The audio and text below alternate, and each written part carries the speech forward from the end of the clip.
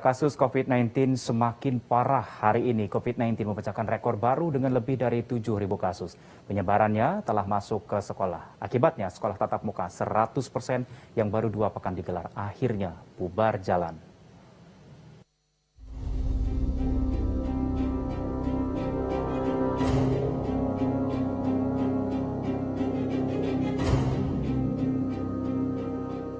Dinas Pendidikan Kota Tangerang, Banten menghentikan sementara pembelajaran tatap muka terbatas 100% dan kembali memberlakukan pembelajaran jarak jauh atau daring.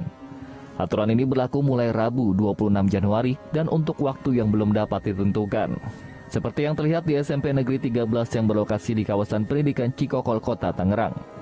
Setiap guru memberikan materi pelajaran kepada siswa secara daring menggunakan komputer di dalam ruang kelas masing-masing dalam kondisi meja dan bangku bertumpuk.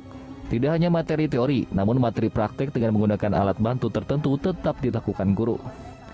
Kepala Dinas Pendidikan Kota Tangerang Jamaluddin mengaku pemberlakuan kembali PJJ jenjang PAUD, TK, SD, dan SMP menyusul peningkatan angka kasus harian yang mencapai 200 kasus dalam satu hari. Sementara sepanjang penerapan PTM terbatas 100%, pihaknya telah menutup 4 sekolah, yakni 2 sekolah dasar dan 2 sekolah menengah pertama karena temuan kasus COVID-19.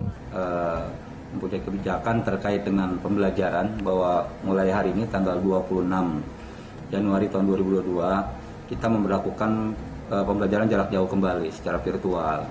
Kenapa demikian? Karena kesehatan dan keselamatan inilah kita utamakan.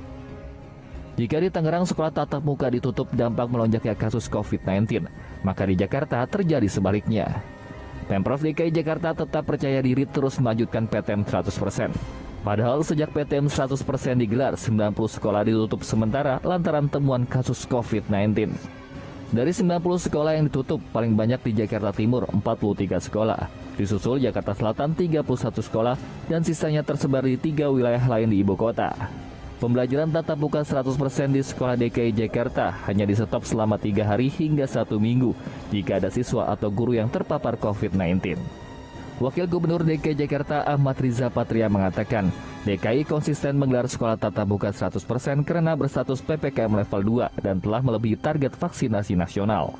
Sesuai dengan ketentuan masih diberlakukan PTM karena Jakarta kan sudah diputuskan masuk di level 2 dan vaksinnya di Jakarta kan memenuhi syarat lebih dari 50% bagi lansia, kita di atas 72%, kemudian juga tenaga pendidikannya di atas 80%, kita bahkan 98 bagi peserta didik, 91 bagi kependidikannya atau pendidiknya, jadi memenuhi syarat ya.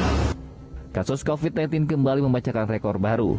Untuk pertama kalinya setelah turun, kasus harian meledak di angka 4.800 kasus baru. Padahal sebelumnya sempat melandai hingga di bawah angka 100.